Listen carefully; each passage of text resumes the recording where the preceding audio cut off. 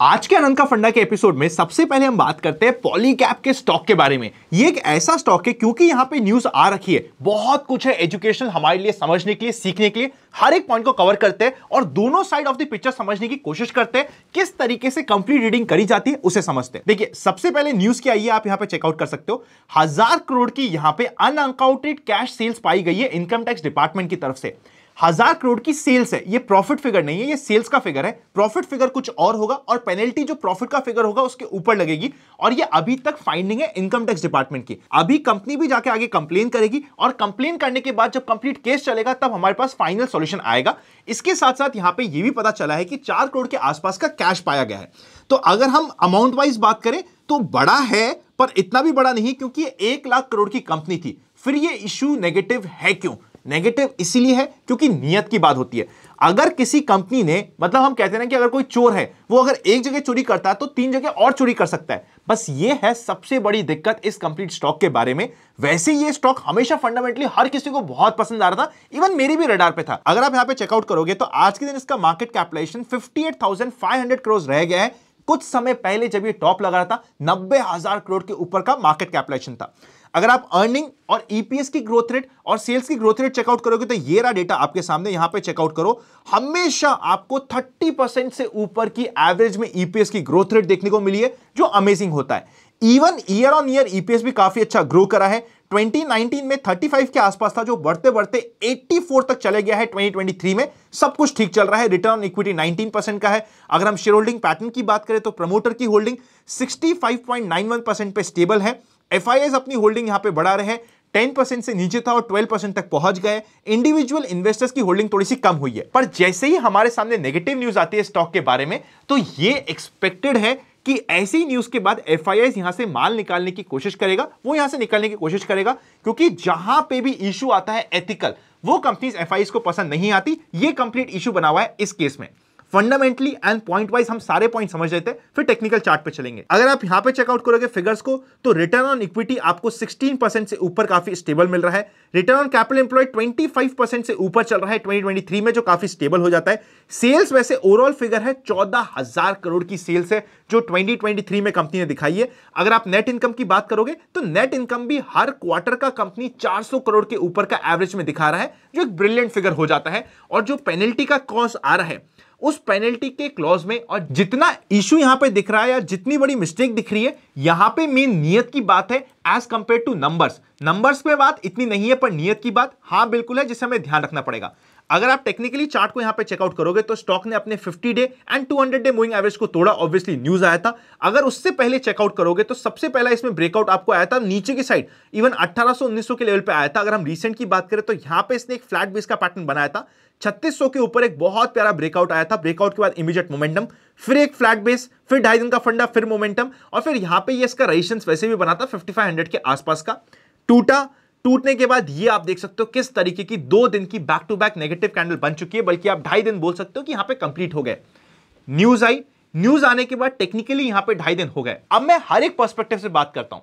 देखिए, जब मैं लॉन्ग टर्म इन्वेस्टमेंट की बात करता हूं, बड़े इन्वेस्टमेंट की बात करता हूं, मैं पर्सनली कभी भी स्टॉक को ऐसा नहीं होता कि 10 साल के लिए बाय कर रहा हूं, वो मेरा कभी भी माइंडसेट होता ही नहीं है। यहां पे आपको यह भी इंपॉर्टेंट लर्निंग है कि अगर किसी ने स्टॉप लॉस लगाया होता तो सस्ते में वो छूट जाता। किसी भी स्टॉक की पोजीशन में मेरा हमेशा मैक्सिमम स्टॉप लॉस होता है 8% का। सपोज करते ये स्टॉक मेरे पास यहां पे है भी सही, तो 8% का मैक्सिमम स्टॉप लॉस होता है मेरे नाम पे। तो 8% लगा और मेरा काम खत्म हो गया। पर अगर किसी ने स्टॉप लॉस नहीं लगाया होगा तो किस तरीके से क्रैक हुआ और पोर्टफोलियो में डैमेज हुआ आप देख सकते हो।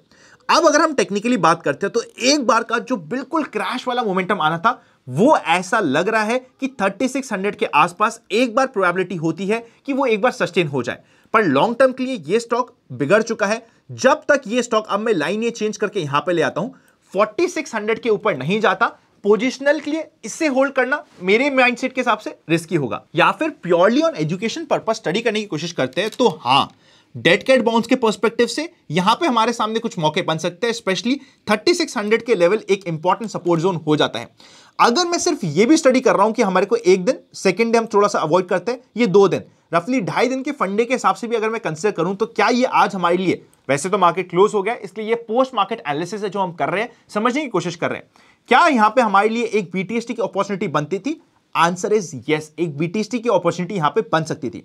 पर ये जो अपॉर्चुनिटी आएगी ये सिर्फ एक डेड कैट बाउंस का काम करेगी। इस डेड कैट बाउंस में पहला रेजिस्टेंस इसे मिलेगा 4200 का और मेजर रेजिस्टेंस मिलेगा 4600 के आसपास का, जो इसके लिए मेजर लेवल होगा, जिसके ऊपर जाने के बाद ही हम ये कहेंगे कि इस कंप्लीट न्यूज का जो नेगेटिव इंपैक्ट था इस स्टॉक पे वो एक बार कंपनी ने डाइजेस्ट कर लिया है, मार्केट ने डाइजेस्ट कर लिया है, इन्वेस्टर्स ने डाइजेस्ट कर लिया है और स्टॉक वापस से अपने नॉर्मल स्टैंड्स में, नॉर्मल मोमेंटम में आ रहा है। यह हमारी कंप्लीट आज की टेक्निकल की स्टडी बता रही है। कोई भी काम करने से पहले अपने फाइनेंशियल एडवाइजर को कंसल्ट कर लीजिएगा। यहां पे dead cat bounce on positive side के चांसेस बनते हैं। 3600 किसी भी लेवल पे हमारा फाइनल अल्टीमेट लेवल होना चाहिए। फाइनल हमारा सपोर्ट का लेवल आता है, ये जो हमारे यहां पे डिस्कस हो गया। अब हम चलते हैं हमारे नेक्स्ट पार्ट पे, जिसका नाम है एक्सपेक्टेशंस फ्रॉम टुमारोज मार्केट। उससे पहले आपके लिए एक इंपॉर्टेंट अपडेट है। वॉल्ट मनी में आप 15 सेकंड के अंदर अंदर अपने म्यूचुअल फंड्स को लीन करके पता कर सकते हो क्या है आपकी लिमिट। और कई बार क्या होता है, हम किसी भी आईपीओ में या हमें शॉर्ट टर्म के लिए पैसे की रिक्वायरमेंट होती है, पर उस पैसे की रिक्वायरमेंट को पूरा करने के लिए हमारे पास पैसे नहीं होते, तो आप कई बार अननेसेसरी म्यूचुअल फंड्स को रिडीम कर देते हो। So instead of redeeming mutual funds, हमारे पास एक ऑप्शन आता है म्यूचुअल फंड्स को लीन पे रख के जब हमें छोटे से पीरियड के लिए पैसे की रिक्वायरमेंट है वो पैसा उठा ले और जैसे ही वो रिक्वायरमेंट खत्म होती है पैसा वापस कर दे। अगर इस कंप्लीट प्रोसेस को आप प्रॉपर्ली स्टडी करना चाहते हैं तो वॉल्ट मनी का लिंक आपको डिस्क्रिप्शन और पिन कमेंट में मिल जाएगा। इनिशियल कुछ यूजर्स के लिए स्पेशल 250 रुपीज का कैशबैक भी है। जैसे ही आप अपनी क्रेडिट लाइन ऑन करते हो, लगे यूजफुल तो आप चेकआउट कर सकते हो। चलते नेक्स्ट पार्ट पे।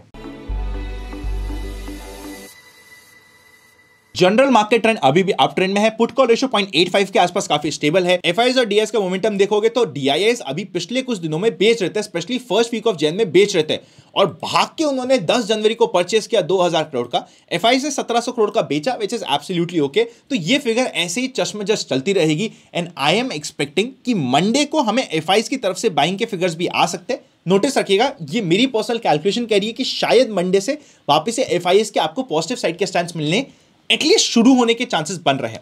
अगर हम मार्केट की बात करें तो डेली कैंडलस्टिक पे आप यहां पे चेकआउट करोगे 21,740 का लेवल जो मार्केट का रेजिस्टेंस है उसके आसपास मार्केट आ गया है। अगर आप 15 मिनट के चार्ट पे चले जाओगे तो बहुत परफेक्ट स्टैंड हुआ है। कल के दिन मार्केट ने, हमने क्या बात करी थी कि हमें एक्सपायरी में मोमेंटम मिल सकता है और वो वेडनेसडे की एंडिंग से चालू हो सकता है। मोमेंटम स्टार्ट हुआ और आज के दिन 21,740 का रेजिस्टेंस खा के यहां पे मार्केट वापस से नीचे आ चुका है। कल के दिन का सबसे पहले मैं बेस्ट के सिनेरियो डिस्कस कर लेता हूं, जो यहां पे बेस्ट हो जाता है कि मार्केट फ्लैट या फिर हल्का सा गैप डाउन ओपन हो। ये जो रेंज बनी है 21,680 की, इसे क्रॉस करे और ऊपर की साइड जाए। 21,740 से 760 के बीच में या तो रेजिस्टेंस फेस कर जाए वरना थोड़ा सा जिगजैग करके ऊपर की साइड निकल जाए। ये बेस्ट के सिनेरियो होता है जहां पे अगर मुझे कुछ ट्रेड मिलती है तो वो काफी इंपॉर्टेंट होगा स्टडी करने के लिए कि किस तरीके से कंप्लीट सिनेरियो बनता है। इस कंप्लीट सिनेरियो में इमीडिएट हमारा स्टॉप का या फिर इमीडिएट हमारा सपोर्ट का लेवल होता है 21,600 के आसपास का। अगर मार्केट को नीचे की साइड मुझे शॉर्ट करना होगा कल के दिन तो मैं नॉर्मली शॉर्ट नहीं करूंगा। अब मार्केट जब तक 21,500, वैसे तो ये सपोर्ट है पर मेरे लिए अभी तक ये सपोर्ट रहता है 21,500 का राउंड फिगर। जब तक मार्केट इस लाइन के नीचे नहीं जाता मैं मार्केट को बेनिफिट ऑफ डाउट देता रहूंगा। 21,500 को क्रॉस कर रहा होगा एक बड़ी बिग बार कैंडल से तो शॉर्ट का कैंडिडेट बनता है और अगर इसके ऊपर से भी सपोर्ट ले रहा होगा, ओवरऑल माइंडसेट मेरा पॉजिटिव बना हुआ है, चाहे मेरी 10 EMA की स्ट्रैटेजी हो चाहे मेरी इनसाइड कैंडल की स्ट्रैटेजी हो। कल हो सकता है मार्केट इसी रेंज में यहीं पे कहीं पे टाइम व्यतीत करके खत्म कर दे और नेक्स्ट वीक से क्या करना है उसका एक प्रॉपर आपको डायरेक्शन मिल जाए। तो नेक्स्ट वीक आपके लिए एक डायरेक्शनल वीक होने के चांसेस होते हैं, तो प्रॉपर्ली आपको मार्केट में बने रहना नेक्स्ट वीक में काफी इंपॉर्टेंट होने वाला है। अगर ये वीडियो अच्छा लगे तो लाइक करे बिना मत जाइएगा। पॉलीकैप के स्टॉक में आपका क्या माइंडसेट बन रहा है मुझे कमेंट करके बता दीजिएगा। अगर आपके पास अभी भी आपने मेंबरशिप को ज्वाइन नहीं किया है तो सब्सक्राइब तो आपने कर ही लिया होगा, नहीं किया तो सब्सक्राइब के पास में ज्वाइन बटन में मिल जाएगा, कंसिडर करना मत भूलिएगा। सी यू वेरी सून।